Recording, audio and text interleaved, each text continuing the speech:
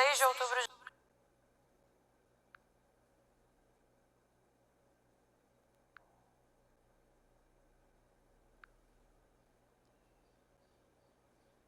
Olá, meus queridos rapazes em Cristo Jesus, como vai? Vou bem, graças a Deus. Deixa eu arrumar aqui. Não, muito perto aqui, vai aqui mesmo, né? Então, a entrevista ali da jovem falando do que houve, né, no acontecimento, ela mora em Israel, o nome dela é Rafaela, né?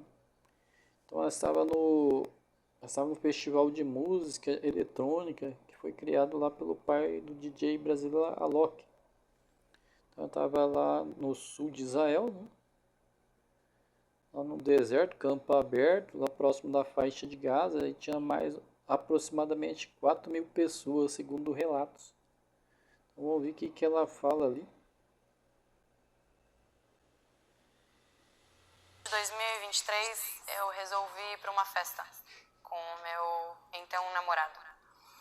Nós fomos juntos com a intenção apenas de nos divertirmos e de curtirmos a noite. Chegamos na festa, uma noite muito bonita, um lugar muito bonito, com pessoas muito receptivas e amorosas e carinhosas. E assim passamos a noite. Quando o horário já era 6h30 da manhã, nós começamos a ver muitos mísseis no céu. Nós nos preocupamos um pouco, demos uma volta. Bom, aí ela fala, né, do horário das 6 da manhã. Então, ela estava curtindo lá essa festa, né, essa festa de música eletrônica, como eu falei, lá no sul de Israel, próximo à faixa de Gaza. Então, ali na manhã, né, no dia seguinte, dia 6, né, pro dia 7, então começou a vir mísseis, né, voar no ar. E as pessoas, outros relatos, né, de outros jovens, né, que eram bombas, né? Perdão, era fogos, né? Ela achava que era fogos, fazia parte da festa, mas só que não, né? Era o ataque lá em Israel. Ali o grupo Hamas já estava jogando mísseis, né, nessa festa aí. E aí começou a correria. O segurança pediu para os participantes ali, né, da rave sair, né, fugirem, que estava sendo atacado, mas alguns ficaram parados, né? Outros correram. Vamos ouvir, né? Na região da festa. E lá a gente entendeu que não tinha um lugar protegido para ninguém. Então eu e o Hanani, que era então meu namorado, resolvemos ir procurar um bunker, um lugar seguro. Saímos da festa, encontramos o Rafael, onde estavam as barracas para pegar as nossas coisas. Saímos da região. E ali ela fala do bunker, né? Que as pessoas fugiram, correram, umas correram para o bunker, né? Aqui ela fala, né? Mas teve outros que fugiram para outros bunkers, né? Onde aí os terroristas jogaram granada. Outras pessoas, duas jovens, né? Elas foram para o banheiro químico, se abaixaram ali, onde os terroristas foram, esses banheiros, né? Começou a olhar lá, ouviram um passo, né, dos terroristas, só que o banheiro estava trancado e começou a disparar, mas as duas jovens sobreviveu ao ataque. Vamos ver que continua. A jovem fala mais. Da festa, e então começamos a ir em direção Reim, que é uma cidade no sul do país. Quando chegamos lá, tudo estava bem, pensamos que a gente estava protegido, não estávamos muito preocupados, porque como a gente mora em Israel, está acostumado e a gente sabe como lidar com esse tipo de situação. Chegamos num bunker de estrada, que é um lugar bem pequeno, não existe nem porta, é apenas um lugar para os carros poderem pararem, descer, quando se por algum acaso tem mísseis, para a gente poder entrar dentro do bunker. Chegamos lá, sentamos nós três, ficamos lá um tempo, quando começaram a entrar muitas outras pessoas que também estavam na festa dentro desse bunker. Nos tornamos 40 pessoas, dentro de um lugar extremamente apertado. Ficamos lá, nos tranquilizamos e pensamos que o nosso problema dos mísseis já tinha passado, pois estávamos num lugar seguro.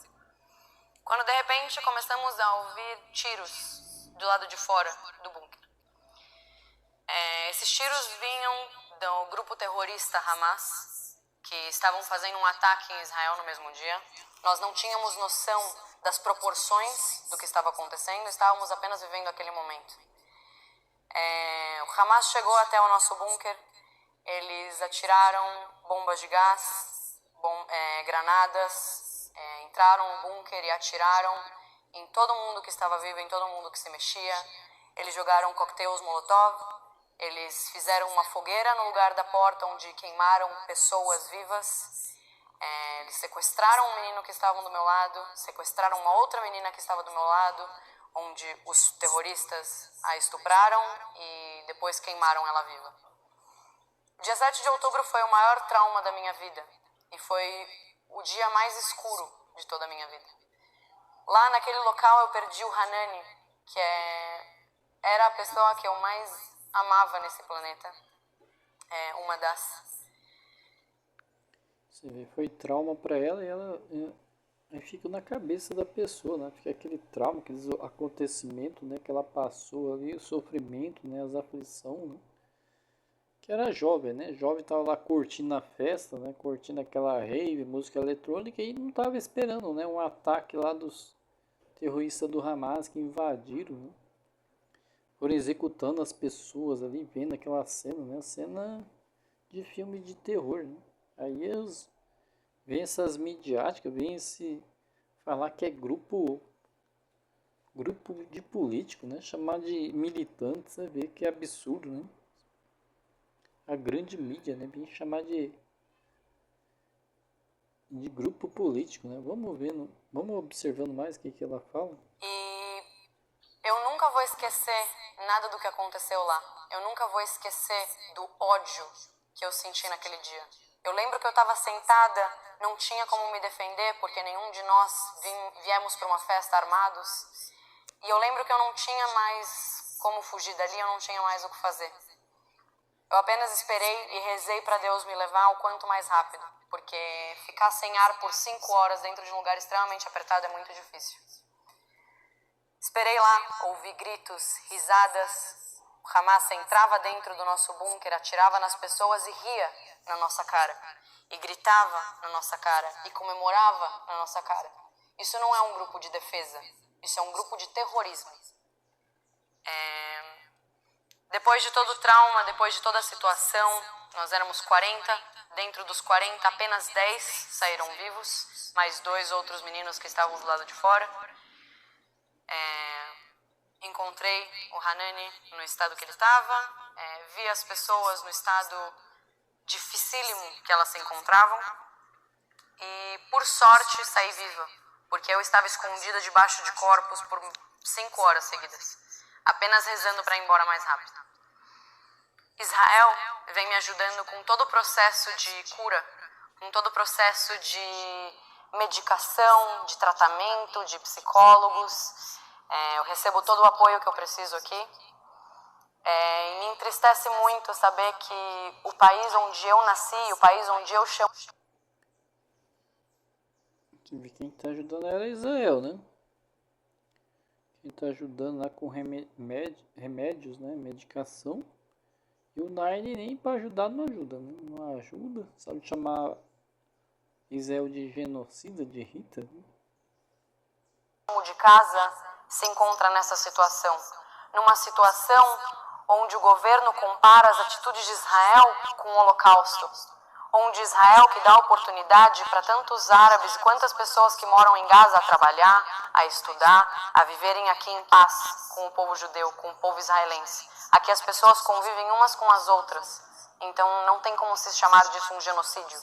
Um genocídio seria se estivéssemos boicotando empresas palestinas. Um genocídio seria se estivéssemos agora indo contra um povo. Genocídio seria se a população tivesse diminuído significativamente, sendo que, na verdade, ela quintuplicou nos últimos anos. Israel faz de tudo para proteger os cidadãos de Gaza e, inclusive, perde muito dos próprios soldados para que não tenham casualidades a mais. Israel demorou também um certo tempo para invadir Gaza, porque queriam proteger os cidadãos. Me entristece muito ser uma brasileira judia que veio para Israel, me mudei para cá, onde toda a minha família estava no Holocausto, a família dos meus avós estavam todo mundo na Polônia, foram todos assassinados por nazistas. E eu fui fazer um passeio na Polônia para ver o que realmente aconteceu. E toda a minha família fugiu da Polônia para ir para o Brasil, pois lá era um lugar seguro, pois lá era o lugar da casa deles. Lá eles não seriam perseguidos e Por causa do caso do Adolf Hitler, né, que executou mais de 6 milhões de judeus. massacrados só por serem judeus.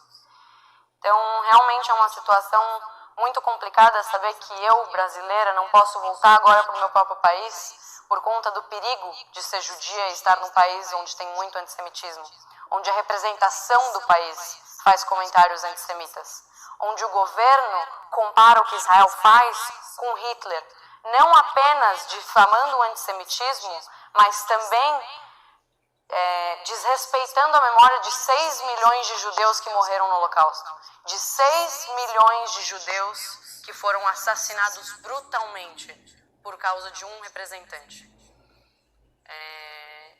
Continuo com os meus tratamentos, Israel me dá todo o apoio que precisa. O Brasil, o governo brasileiro, em nenhum momento entrou em contato comigo, com Rafael Zimmermann, com Jade Coker, com Hanani Glaser, com a família de Hanani Glaser, que foi brutalmente assassinado no ataque do dia 7 de outubro, com a família da Karen, que foi brutalmente assassinada no ataque do dia 7 de outubro, com a família da Bruna, que foi brutalmente assassinada no dia 7 de outubro. E realmente o governo não foi mobilizado e simplesmente nós sentimos que esqueceram da gente.